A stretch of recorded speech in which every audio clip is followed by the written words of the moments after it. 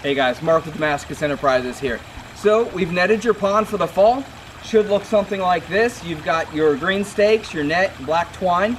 So I want to take a couple of minutes and show you some maintenance issues and items that I want you to keep an eye out for this fall and winter while your pond is netted. So the first thing we want you to do is make sure that there isn't an excess of leaves or sticks on your net. What happens over time is if you don't blow the leaves or remove the leaves somehow, it just starts to weigh the net down and it stretches over time. So that's something that you want to keep an eye on. If you have a small blower or a broom, even if it's a windy day, you can get out and just shake your net and bounce those leaves off, and that wind will carry those leaves right off as long as there's not a whole ton of them on there. Another thing to keep an eye on are the green stakes here. If we get a lot of rain or snow this winter, these can loosen up, and as they loosen up, the string will begin to sag in the middle, which takes the net with it. So I'll show you guys here how to tighten the string and the net up on your pond here. So all you need is just a regular hammer. So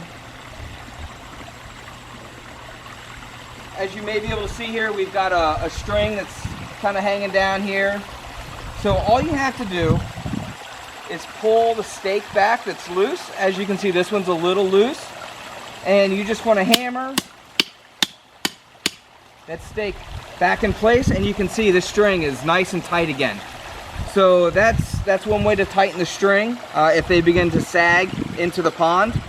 Something else you can do is tighten the net up. So sometimes what you can do is find the sod staples, and they'll pull right out of the ground, and all you have to do is roll the excess up and pull this tight.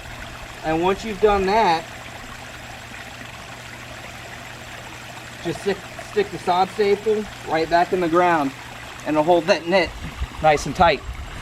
So those are the issues that you may experience while you have the net on your pond. Hopefully that's it, and thank you for watching.